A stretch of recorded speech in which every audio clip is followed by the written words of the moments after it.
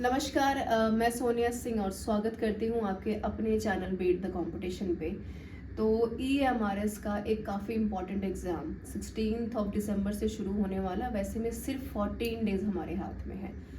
वैसे में 14 डेज़ में काफ़ी अप एंड डाउन्स हैं सिलेबस को लेकर के, कैसे पढ़ें, क्या पढ़ें, पार्ट 1 पार्ट बी का।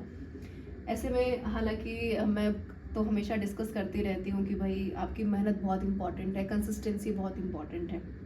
वैसे मैं आज as a special guest sir आपके साथ हैं, मिस्टर रवि सिंह, और as a IITian, as a rank holder मुझे लगता है कि एस्पिरेंट हैं, अभी भी हैं, और आपको बेहतर बता पाएंगे कि क्या 15 दिन में पॉसिबिलिटीज़ हैं एग्जामिनेशन को क्वालिफाई करने की।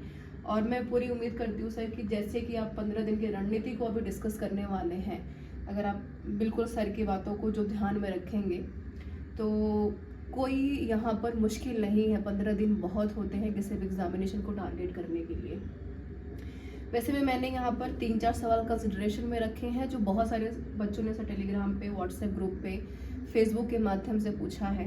तो हर मैं तो हमेशा बताती हूँ, लेकिन आज सर थोड़ा सा आपको और बेहतर तरीके से बता पाएंगे कि एक सही तरीका क्या है किसी भी चीज़ को जो है अचीव करने का या वे आउट करने का। फर्स्ट क्वेश्चन जो बच्चों ने सर मुझसे बहुत बार पूछा है कि मैम 15 डेज़ है, ऐसे में मेंटल प्रेशर है, तो कैसे उसको हैंडल करें, मुश्किल हो पाता है ऐसे में पढ़ पाना। देखिए, जैसे कि एग्ज़ाम जैसे जैसे अप्रोच करता है, जैसे जैसे हम एग्ज़ाम डेट की तरफ बढ़ते हैं, हम अपने आप पे डाउट करने लगते हैं, सेल्फ डाउट आने लगता है कि एग्ज़ाम निकलेगा कि नहीं निकलेगा, एग्ज़ाम नहीं निकलेगा तो क्या होगा, मेरा नहीं निकला, दोस्त का निकल गया तो क्या होगा, मेरा अगर एग्ज़ाम नहीं निकला तो आगे की चीज़ें क्या होंगी, फैमिली क्या बोलेगी। मतलब हम एग्ज़ाम पे फोकस कम कर देते हैं और कहीं कहीं जो निगेटिव सारे थॉट्स हैं वो सारे हमारे दिमाग में चलने लगते हैं और हमारा जो मेंटल बैलेंस है वो डिस्टर्ब हो जाता है। जिस रिजिडिटी के साथ, जिस स्ट्रेंथ के साथ हम तैयारी अब तक करते चले आए हैं, वो तैयारी करना हम छोड़ देते हैं। तो सबसे पहला काम है, आप किसी भी एग्जाम की तैयारी कर रहे हो, आपने साल भर कैसे तैयारी करी है वो एक अलग पार्ट है, बट आखिरी के 20 दिन, 30 दिन, 10 दिन, एक हफ्ते में जो आप कैसे अपने स्टडी मटेरियल के साथ आप टाइम स्पेंड करते हैं, ये बहुत ज्यादा इंपॉर्टेंट है उस एग्जाम को क्रैक करने के लिए। तो कोई भी एग्जाम 3 फेज में लड़ा जाता है। पहले जो आप एक लंबे ड्यूरेशन में उसकी तैयारी करते हैं, जैसे 1 साल आपने लिया, 6 महीने, 8 महीने, जो एक लंबी आप तैयारी दे रहे हैं वो, और जो आखिरी के 20-30 दिन है वो, और तीसरा जब आप एग्जाम सेंटर में बैठे हुए 3 घंटे आप कैसे एग्जाम को अप्रोच करते हैं वो। तो अभी हम बात करने वाले हैं उस दूसरे फेज की जो कि अभी चल रहा है। एग्जाम को सिर्फ 14 दिन बचे हैं और ये है मतलब मेंटल एबिलिटी को कैसे आपको शॉर्ट करना है। तो सबसे पहली चीज है कि अपने आप से बात करिए। बात आप मतलब हर बच्चे के लिए ये लाइन अलग अलग हो सकती है। किसी बच्चे को ये हो सकता है कि भाई हम एग्जाम नहीं देंगे इस बार, छोड़ो, हम जो भी आएगा देख लेंगे, ठीक है। अपने घर से जाके बोल दिया कि भाई हम एग्जाम नहीं देंगे, एग्जाम देंगे, बट घर में मम्मी पापा को बोल दिया कि भाई हम एग्जाम नहीं दे रहे हैं इस बार, ताकि जो एक्सपेक्टेड एक प्रेशर हमारे पे है उनके एक्सपेक्टेशन का वो खत्म कर दें। बिल्कुल, ये इस बात आपने सर बिल्कुल सही, मेंटल प्रेशर को कम करने का शायद एक सही तरीका है। मुझे लगता है सर सबका अपना अलग अलग माध्यम हो सकता है। हाँ, जैसे एक माध्यम और है कि आप अपने आप को बोल दें कि रैंक होल्डर हैं, आप इस बार AIR 1 लेके आएंगे, AIR 3 लेके आएंगे। जैसे मैं जब एग्जाम देने जाता हूँ तो मैं एग्जाम से 1 महीने पहले ही खुद को बता देता हूँ कि मेरी AIR 1 आ रही है। अब वो AIR 100 आए, 200 आए, 1000 आए, चले सिलेक्शन ना हो, डजेंट मैटर, बट मैंने खुद को बता दिया कि मेरी आ रही है। जब मैंने रिजल्ट पहले ही बता दिया खुद को, तो मैं फ्री हो गया। अब मेरे पे मेंटल प्रेशर नहीं है। जब मेंटली फ्री हो गया, then I will move towards my studies. ये है मैम पहले क्वेश्चन का। मुझे लगता है कि सर ने काफ़ी सटीकता से बात की, और ये जो प्रेशर वाला एक लास्ट पॉइंट सर ने डिस्कस किया वो काफ़ी रेलिवेंट था कि पहले खुद को फ्री करना बड़ा इंपॉर्टेंट है। सर सेकंड क्वेश्चन काफ़ी बच्चों का सिलेबस को लेकर के आया है। सिलेबस को देखिए, आप सबको पता है कि EMRS का सिलेबस तो आपका 2 सेक्शंस में डिवाइडेड, पार्ट 1 पार्ट बी में सर हमारा, और वैसे में नेगेटिव मार्किंग भी है हमारे में, है ना। तो हालांकि सिलेबस के बारे में बहुत बार चर्चा मैंने की कि स्ट्रिक्ट रहना बड़ा इंपॉर्टेंट है, बिकॉज सिलेबस इज़ एवरीथिंग। चाहे वो आप आखिरी जो है टाइम पे अटेम्प्ट कर रहे हैं चीज़ों को, चाहे लास्ट में पहले अटेम्प्ट कर रहे हैं। तो सर सिलेबस में मुझे लगता है कि काफ़ी सारे 3 सेक्शंस में अगर मैं देखूँ तो मेरे हिसाब से चीज़ें होती हैं। कुछ कैंडिडेट्स के बहुत स्ट्रॉन्ग सेक्शंस होते हैं, कईयों की वीक होते हैं। कई बार हम सोचते हैं कि भाई ये नहीं वाला आता है तो नहीं वाले सेक्शन में डाल देते हैं। ऐसे में सर क्या राइट वे है, कैसे उसको हम टैकल करेंगे, भाई ये वाला सेक्शन इंपॉर्टेंट है तो उसके ऊपर फोकस जो है बढ़ जाए, जो कि सवाल बहुत सारे कैंडिडेट्स ने पूछा है। देखिए, जो लड़ाई हमें है, जो हमें लड़ाई 16 तारीख से लेकर 23-24 तारीख तक देनी है, उसका पहला स्टेज था मेंटल एबिलिटी, मेंटल स्ट्रेंथ को बढ़ा लीजिए। उसको बढ़ाने के बाद जो दूसरा पॉइंट आता है वो सिलेबस का ही आता है। हर एक दिन, हर वक्त, हर एक समय सिलेबस आपकी आंखों के सामने होना चाहिए। या तो अगर ये आपकी स्टडी टेबल है तो सिलेबस इस दीवार पे पेस्ट होना चाहिए, या तो आपकी स्टडी टेबल पे ऑलवेज प्रेजेंट होना चाहिए। जब सिलेबस आपके इस टेबल पे रख गया तो आपको हमेशा ये पता है कि कौन कौन से टॉपिक्स हैं, कौन कौन सा पैराग्राफ है, कौन कौन सी चीजें मुझे पढ़नी है, करंट अफेयर में क्या पढ़ना है, हिस्ट्री में क्या पढ़ना है, पॉलिटी, ज्योग्राफी, इकोनॉमिक्स में मुझे पढ़ना क्या है, ये मुझे ऑलवेज पता है। तो अब अगेन 14-15 दिन जब बचे हैं तो अगेन उस सिलेबस को मुझे 3 फेजेस में डिवाइड करना है। सबसे पहला फेज क्या है? स्ट्रॉन्गेस्ट, मेरा सबसे स्ट्रॉन्ग पोर्शन क्या है, मेरा स्ट्रॉन्ग जोन क्या है। कुछ हो सकता है कोई बच्चा मैथ्स में बहुत स्ट्रॉन्ग होगा, अगर मैं पेपर 1 की बात करूं तो कोई बच्चा मैथ्स में स्ट्रॉन्ग होगा, कोई बच्चा कंप्यूटर साइंस आईसीटी में स्ट्रॉन्ग होगा, कोई किसी का करंट बहुत अच्छा होगा। तो अब सबसे पहले आइडेंटिफाई कीजिए कि आपका बेस्ट, सबसे स्ट्रॉन्ग पॉइंट क्या है, सबसे स्ट्रेंथ आपकी अच्छी किसमें है। दूसरा आप आइडेंटिफाई करिए कि जो इजी सेक्शंस हैं बट आपको अच्छे से नहीं आता है। जैसे मैं हिंदी को बोलूं तो हिंदी जिसने पढ़ी है क्लास 10 तक या 8 तक जिसने पढ़ी उसके लिए हिंदी बहुत ईजी है। लैंग्वेज से क्योंकि हमारी क्वालिफाइंग इन द नेचर है, तो जो कि मैंने हमेशा बोला है कि लैंग्वेज के ऊपर फोकस करना।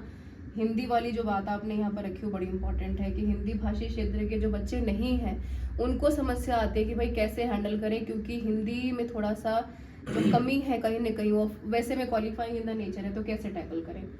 तो मैं ये बता रहा था मैम कि जैसे जो दूसरा पार्ट है, जैसे कि हिंदी, मैंने एग्जांपल दिया, हिंदी सपोज आपको नहीं आती है बट आपने क्लास 8 तक हिंदी पढ़ रखी है, तो हिंदी को क्रॉस करने के लिए आपको कुछ नहीं करना है। 4, 8, 10 पेजेस की पीडीएफ मिल जाएगी जिसमें बेसिक्स सारा दिया होगा, हिंदी के थोड़े से ग्रामर दिए होंगे और गद्यांश से आपका इजीली हो जाएगा, वो तो कोई भी कर लेगा, उसकी दिक्कत नहीं है। तो वो आप बैठे एग्जाम से 7, 8, 10, 12 दिन भी बचे हुए तो कोई बात नहीं, आपने एक दिन बैठा उसको सुबह से शाम तक अच्छे से रिवाइज कर लिया, पढ़ लिया कि भाई क्या है ये अलंकार, क्या है ये उपसर्ग, क्या है प्रत्यय, क्या है, ये पढ़ लिया, आपका हिंदी तैयार हो गया। वैसे ही आपको वो सेक्शंस आइडेंटिफाई करने हैं जो कि आपके 1-2 दिन बस ऐसे पढ़ के आपका काम है। जैसे करंट अफेयर है, मैम ने बहुत सारे पीडीएफ टेलीग्राम पे डाल रखे हैं, आपने वहां से पीडीएफ निकाला, बस एक बार गो थ्रू किया, क्विक रीडिंग किया, आपका हो गया। या फिर आपने जो मैम की टेस्ट सीरीज है उसको लगाई और एक बार बस उसको लगा लिया, आपका मतलब जीएस एक तैयार हो गया, एक आपको मोटा मोटा आइडिया लगा कि इस तरीके से सवाल पूछ सकते हैं। तो ये दूसरा फेज है। और तीसरा क्या है? वो वीकेस्ट सेक्शन जो आपने पढ़ा ही नहीं है, जैसे कि रीजनिंग का कोई कॉन्सेप्ट है ऐसा जो आपको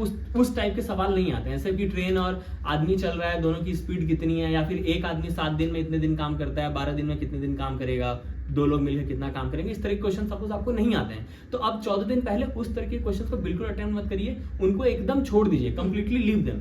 अगर मैं सिलेबस 100 मार्क्स का है तो 100 में से 30 मार्क्स आप जाने दीजिए, 30% मार्क्स को मत पढ़िए अब इस पॉइंट पे, बाकी 70% पे फोकस रखिए।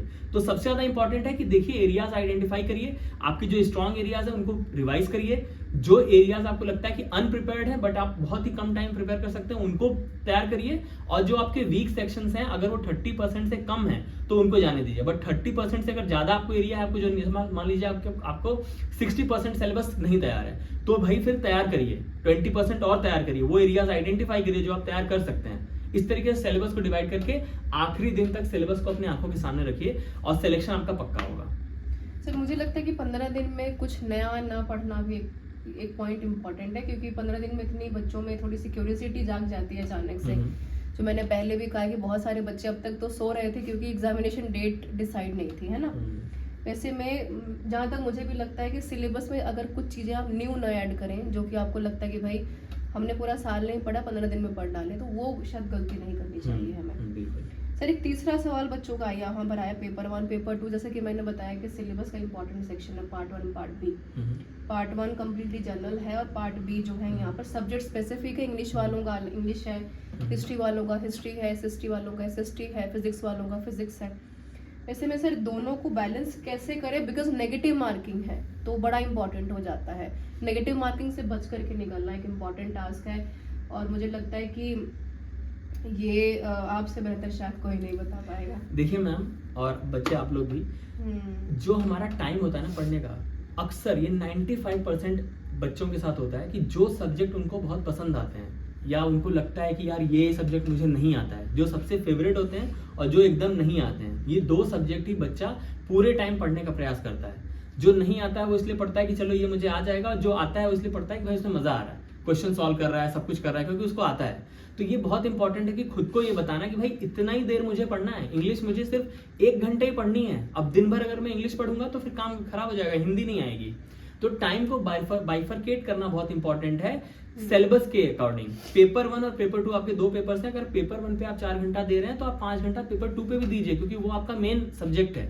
ठीक है, पेपर 2 भी आपको उतना ही टाइम देना है, और पेपर 2 के पे भी जो मल्टीपल अलग अलग टॉपिक्स है, फिर उनमें भी आपको मतलब ये जो डिवीजन जो मैंने थोड़ी देर पहले बताया वो आपको अप्लाई करना है। तो अपने टाइम को प्रॉपर बाइफरकेट कीजिए। सुबह के अगर आप 4 बजे 5 बजे उठ के पढ़ाई कर रहे हैं तो 3-4 घंटे आप 8 बजे तक पेपर 1 पढ़िए, फिर 8 से 12 बजे तक पेपर 2 पढ़िए, फिर वापस इवनिंग में आप ऐसे ही अपने टाइम को डिवाइड करिए ताकि आपके पूरा का पूरा सिलेबस कवर हो। ऐसा मैं क्यों कह रहा हूँ कि मैं बताता हूँ। जब आप पेपर दे रहे होंगे तो मान लीजिए आपके सामने 90 क्वेश्चंस हैं, सपोज करिए आपके सामने 90 क्वेश्चंस हैं, तो एक बार आप कम से कम उन पूरे के पूरे 90 क्वेश्चंस को गो थ्रू जरूर करेंगे।